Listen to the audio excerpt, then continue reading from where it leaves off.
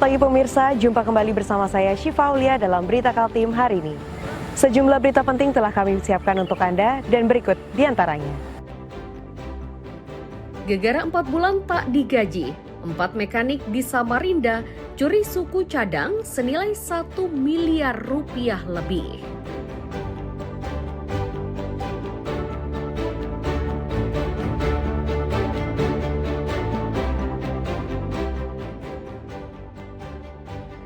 Arus balik Idul Fitri di Pelabuhan Samarinda mencapai puncaknya.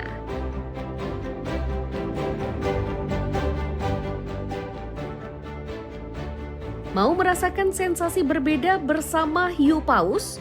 Kami sajikan liputan menarik berenang bersama cucut geger lintang perairan Kutai Timur.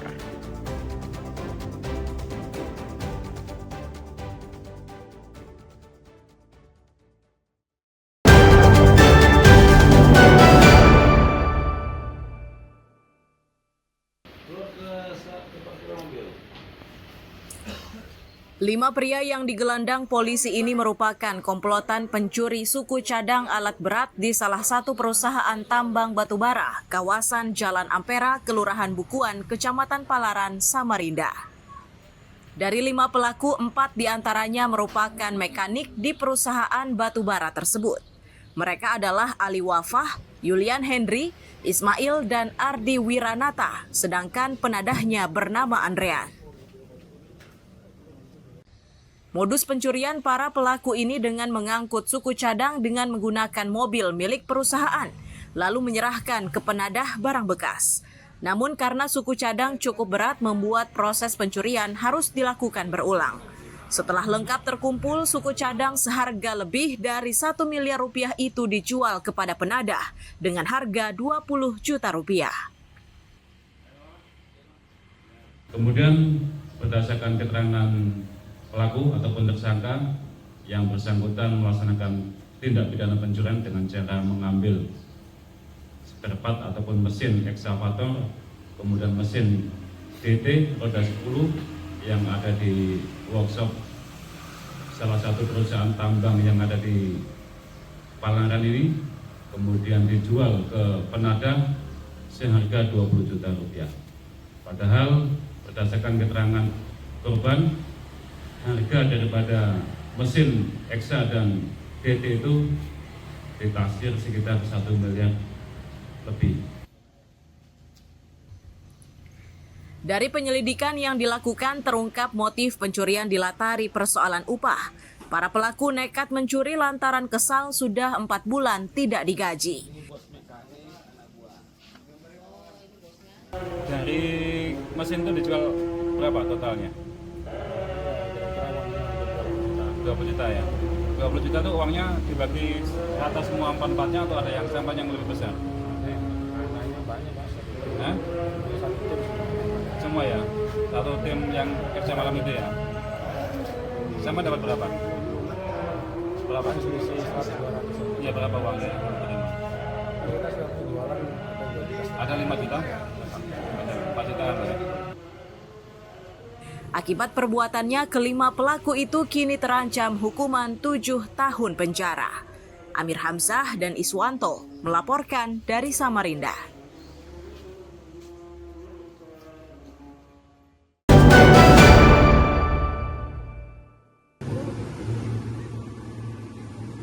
Upaya tim SAR gabungan untuk menemukan Johan Hartani, warga Perum Kartini, Balikpapan, yang dilaporkan tercebur di laut saat memancing membuahkan hasil. Di hari keempat pencarian, korban akhirnya ditemukan, meski sudah tak lagi bernyawa. Penemuan korban ini bermula dari tim patroli PHM atau Pertamina Hulu Mahakam Senipah. Mereka menemukan jasad sejauh 20 mil laut ke arah selatan dari lokasi awal korban tenggelam. Kasiops Basarnas Balikpapan menyatakan, dari hasil pemeriksaan awal, mereka memastikan jika jasad yang mengapung di laut adalah korban yang dilaporkan tercebur saat memancing di laut.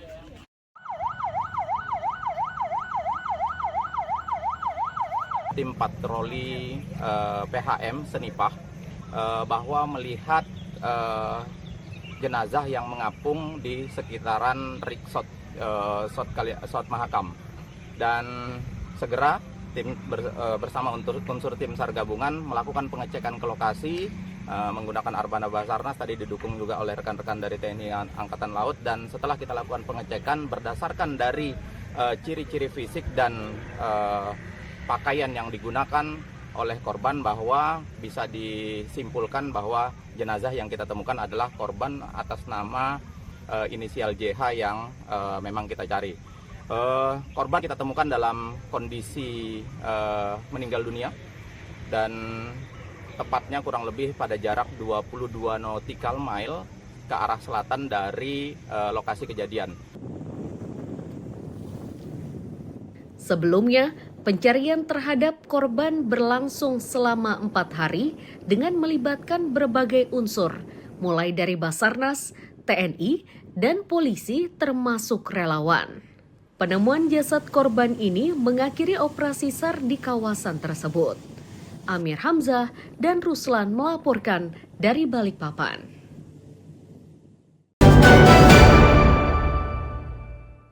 Arwah ini anak nomor 3.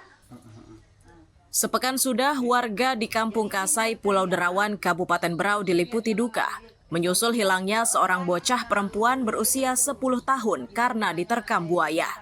Korban bernama Holly Fatur Rosida yang hingga Senin siang masih belum ditemukan. Berbagai upaya pencarian telah dilakukan oleh tim SAR gabungan sejak 2 April lalu. Peristiwa tragis itu bermula saat korban bersama sepupunya berenang di sungai di dekat rumah. Bibi korban mengatakan jika keluarga sudah mengingatkan korban untuk tidak berenang karena buaya kerap muncul di sungai tersebut. Tak lama setelah itu korban diseret buaya yang membuat warga sekitar geger.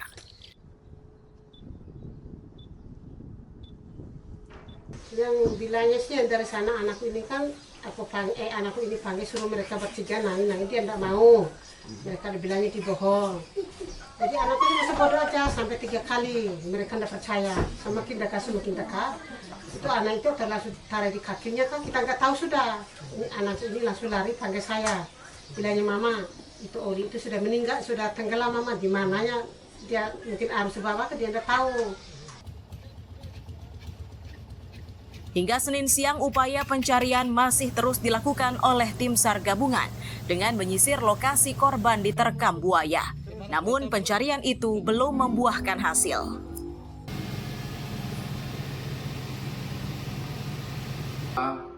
Korban yang sedang berenang di area tambak di Kecamatan Kasai, kemudian diterkam dan diseret buaya pada tanggal 2 April 2025, dan sampai dengan hari ini hari ke-4 korban masih belum ditemukan.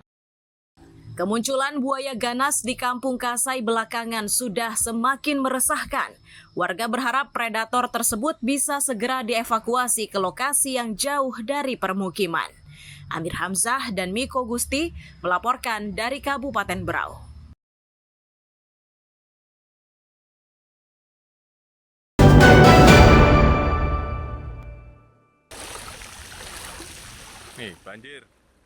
Banjir bercampur lumpur ini direkam warga saat berada di kawasan proyek pembangunan Jalan Tol Ibu Kota Negara Seksi 3A2, segmen Karangjoang KKT Karyangau, kilometer 10 Balikpapan Utara. Meski tol dalam kondisi sepi, banjir yang terjadi pada 5 April lalu memaksa kendaraan harus ekstra hati-hati saat melintas. Dampak dari banjir ini tak hanya berdampak pada pengendara, tetapi juga warga. Mereka jadi sulit beraktivitas. Apalagi jika hujan mengguyur selama 1 jam, luapan air meluas hingga ke permukiman warga Karangjoang. Banjir terus kalau hujan kita, kebanjiran. Jadi kita tidak bisa lewat. Kalau memang sih rumah kita di atas bukit, tapi jalan keluarnya tidak bisa lewat. Jadi kalau banjir tidak bisa kemana-mana kita. Buktinya warga sini pada kebanjiran semua kita. Itu berapa jam hujan Bu banjir? Lah itu hujan 1 jam 2 jam sudah naik air naik ya? sudah iya. Oke. Itu sudah kita susahnya Tapi sebelum ada pembangunan jalan tol ini, area ini sudah banjir atau belum Bu sebenarnya? banjir nggak terlalu Mbak memang. Oke. Ya, Setelah ada pembangunan jalan ini, tinggi banjirnya sampai mana nih Bu?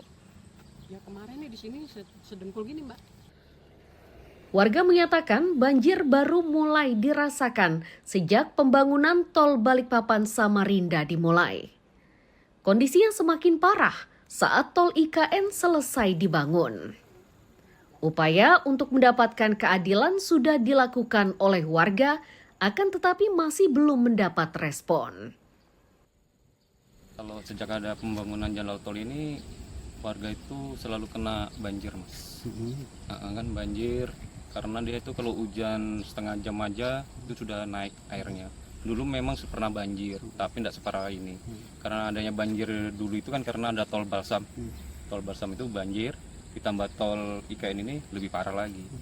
Jadi kan Mas sendiri sudah lihat keadaannya seperti itu, sungai dipancang, ya, yang nggak ada namanya solusinya.